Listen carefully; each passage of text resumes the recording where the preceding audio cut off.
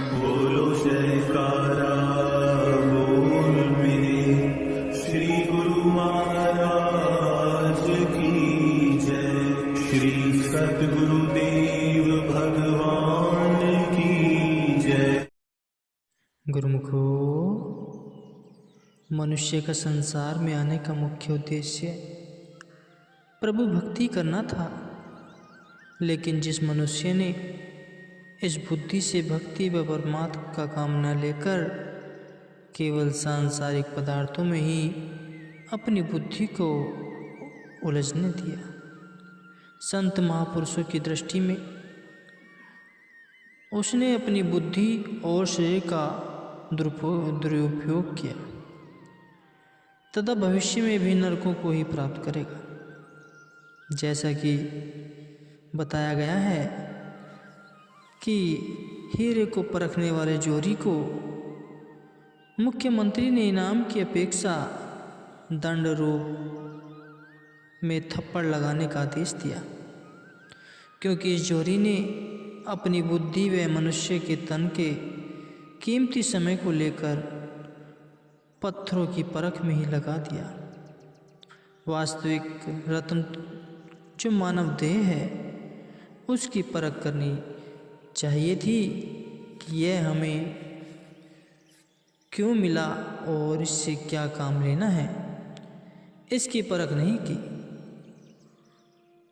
गुरुमुखो, पूरा प्रसंग ध्यान से सुनिए। एक बार की बात है, एक बार किसी राजा के दरबार में एक सौदागर अति मूल्यवान लाल लेकर आया, जिसे देखकर राजा ने जोहरियों को बुलाकर लाल को परखने व उसका मूल्यांकन करने का आदेश दिया। आज्ञा पाकर सब रत्न परखों ने लाल को ध्यान से देखा, लेकिन कोई भी जोहरी उसका वास्तविक मूल्य न बता पाया। जब उन जोहरियों में से कोई भी उस लाल का पूरा मूल्य न बता सका, तब राजा ने अपने मंत्री से कहा, क्या हमारे राज्य में यही जोहरी हैं जो कि एक लाल की कीमत भी नहीं आंक सकते? तब मंत्री ने कहा, हाँ महाराज, एक अति सुजान और अनुभवी जोहरी भी है। यदि आपका आदेश हो तो उसे बुला लिया जाए। तब देश सम्राट ने उस अनुभवी जोहरी को बुलाया। उसके आने पर वह लाल देखकर राजा ने उसे परखने को कहा। लाल को देखकर जोहरी ने उसे बड़े धैर्यपूर्वक देखा और उसके पश्चात राजा साहब दरबारी गण व जोहरियों के समक्ष उसकी कीमत 99,000 बताने लगे। जोहरी द्वारा लाल की 99,000 रुपये की कीमत सुनकर सबने हैरानी से पूछा, आपने लाल की कीमत 99,000 बताई है, इसका क्या कारण है? क्या इसका मूल्य 1 लाख नहीं हो सकता? तब उस समय उस जोहरी ने सबके सामने असली लाल की पहचान करने वाले सब साधन बतलाए तथा उसके विशेष गुण भी प्रकट किए। उसके पश्चात लाल में अंकित रेखाओं को दिखाते हुए राजा साहब से कहा, महाराज, यद्यपि इस लाल में 100 रेखाएं अवश्य विद्वान हैं, लेकिन 99 रेखाएं तो नीचे तक खिंची हुई स्पष्ट दिखाई दे रही है, लेकिन एक रेखा आधी मिट गई है। इसी कारण इस लाल का मूल्य 1 लाख न होकर 99,000 ही है। जोहरी द्वारा इस प्रकार समुचित उत्तर पाकर राजा सहित सभी सदस्य आश्चर्यचकित अवाक हो गए, क्योंकि जोहरी की बातें करने वाली प्रणाली ही कुछ ऐसी विचार युक्त व प्रभावशाली थी कि उपस्थित सभा में सबने उसकी बुद्धिमत्ता व उसके द्वारा बताए गए लाल के मूल्य को स्वीकार कर लिया। राजा साहब व मंत्रिमंडल उस जोहरी की मुक्त कंठ से प्रशंसा करने लगे। देश सम्राट ने वह लाल खरीदकर उसका मूल्य व्यापारी को दे दिया। लाल खरीदने के बाद राजा साहब ने उस निपुण जोहरी की योग्यता से प्रसन्न हो उसे कुछ पुरस्कार देना चाहा। इसलिए राजा ने इनाम के विषय में मंत्रियों व राजकर्मियों से पूछा। सबने अपनी बुद्धि के अनुसार उस जोहरी को इनाम देने के लिए विचार प्रकट किए, किंतु राजा साहब को किसी का बताया हुआ पुरस्कार उचित प्रतीत न हुआ। तब उन्होंने अपने एक पुराने वृद्ध मंत्री को, जो कि उस समय घर पर ही था, उसे बुलवाया। यह प्रधानमंत्री अत्यंत व्यवहार कुशल संतों का सेवक व सत्संगी था। उसे सत्संग में जाने से सत्य असत का ज्ञान हो चुका था, इसलिए वह संसार के पदार्थों को मिथ्या व नाशवान समझकर अपने समय को मालिक के भजन अभ्यास व सत्संग में लगाता था। मानव जन्म व श्वास, जिसको शास्त्रों ने लालों से भी अधिक मूल्यवान बताया है, उसकी कीमत का इस मंत्री के मन में पूरा ज्ञान था। अभिप्राय कि सांसारिक कार्य व्यवहार करने के साथ साथ उसकी परमार्थ व भक्ति के शुभ कार्यों की ओर अत्यधिक रुचि थी। इस मंत्री के आने पर राजा साहब ने सब वृत्तांत बताया और उस जोहरी को इनाम देने के लिए उचित सलाह चाहिए। मंत्री ने समस्त वृत्तांत ज्ञात कर देने पर यह निर्णय दिया कि महाराज, यदि आप मेरी राय लेना चाहते हैं तो मेरी यह सहमति है कि इस जोहरी के मुंह पर 100 थप्पड़ लगाए जाए। राजा साहब ने समस्त दरबारीगण इस मंत्री द्वारा दिए गए परामर्श को सुनकर विस्मित आश्चर्यचकित हुए और दिल में सोचने लगे कि यह ऐसा क्यों कर रहे हैं। तब राजा साहब ने स्वयं मंत्री से पूछा, मंत्री जी, हमने तो इस जोहरी को पुरस्कार देने की योजना बनाई थी और आप इसे उल्टा दंड देने को कह रहे हैं, इसका क्या कारण है? इसने एक तो योग्यता का कार्य किया, अर्थात जिस लाल को अन्य सभी जोहरी पर रखने में असमर्थ रहे, उसी लाल का मूल्यांकन इसने किया।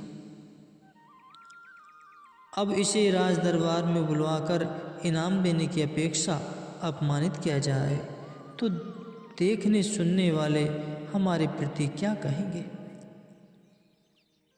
मंत्री ने उत्तर देते हुए कहा, महाराज, संतों के वचन अनुसार अधिक अफसोस का विषय भी तो यही है कि इतना बुद्धिमान होने पर भी इस जोहरी ने पूरी आयु पत्थरों की परख में गंवा दी है।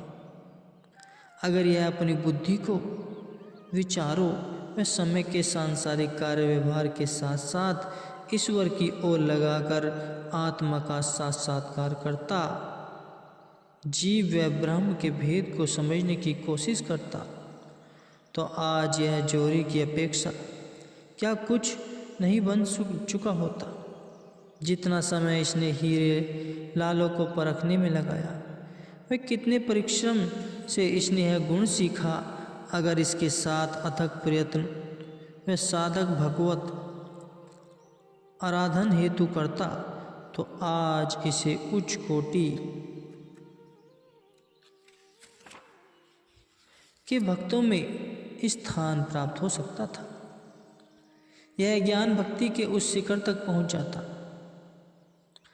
जिस मनुष्य को उस आदि पुरुष व मनुष्य शरीर व अद्भुत प्रतिभा प्रदान की और वह व्यक्ति उसका यथार्थ रूप में सदुपयोग न करके केवल शारीरिक इच्छाओं की पूर्ति हेतु नाशवान पदार्थों एवं सुख भोगों में ही विनष्ट कर दे, तो फिर यह उस परम पिता परमात्मा द्वारा प्रदत्त निधि का दुरुपयोग ही करना है।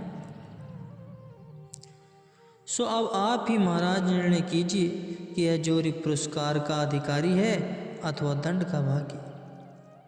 मंत्री द्वारा इस प्रकार के उच्च स्तर वाले भक्ति भाव से मिश्रित यथार्थ विचार सुनकर मंत्रिमंडल व देश सम्राट चकित रह गए। सब ने इन वास्तविक बातों से अत्यंत ज्ञान प्राप्त किया। तात्पर्य यह है कि वास्तव में यह मनुष्य मृत्युलोक में आता भी अपने उद्देश्य की पूर्ति के लिए है।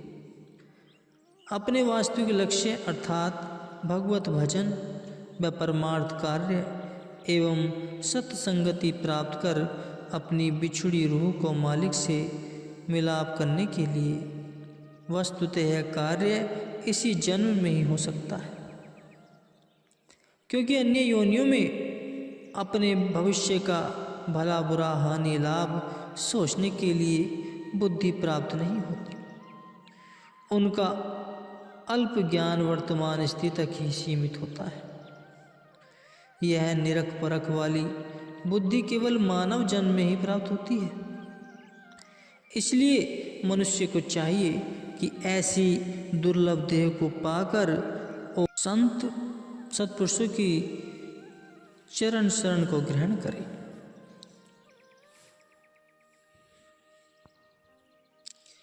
यह सीढ़ी कौन सी है कि हरि का रूप जो स्वयं सतगुरु जी महाराज हैं, उनके पावन श्री ध्यान से जीव सफलता को प्राप्त कर सकता है। अर्थात सतगुरु का ध्यान ही वहाँ तक पहुँचाने वाली सीढ़ी है। उनके ध्यान से ही जीव निहाल अथवा मनोरथ हो सकता है। सतगुरु ही इस मंदिर तक पहुँचने वाले सोपान हैं, वे ही नौका हैं और उनके द्वारा प्रदान किया हुआ पवित्र नाम ही दरिया में तैरने वाली नाव के समान है। गुरु ही सरोवर है और वे ही जीवों को भवसागर से पार कराने वाले विशाल जहाज रूप हैं। गुरु ही स्वयं तीर्थ रूप है तथा जिस भाग्यशाली जीव की सुरति को वे स्वयं निर्मल पवित्र व उज्ज्वल करना चाहें, वही आत्मा ही सच्चे सरोवर में स्नान करके अपने को निर्मल बना सकती है। ऐसे सद्गुरु को सर्वकला संपूर्ण समझना चाहिए, जो कि चौथे पद में सौभाग्यमान हो रहे हैं और वे समस्त आशाओं निराशाओं से ऊपर उठे होते हैं।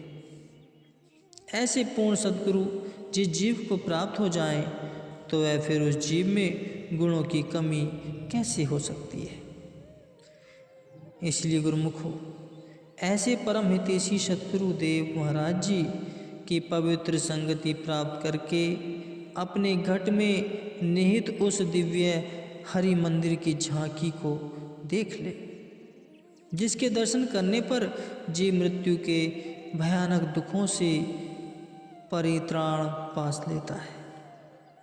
लेकिन ऐसी दुर्लभ दात सत्पुरुष उसी जीव पर उड़ेलते हैं जो साधक अनन्य भाव से व मन वचन कर्म से उनकी ही आज्ञा व मौज में अपनी चतुराई व बुद्धिमत्ता को खोकर मान रहित हो जाए। फिर ऐसे सच्चे सेवक को भी वे भी आत्मिक धन से समृद्ध कर देते हैं।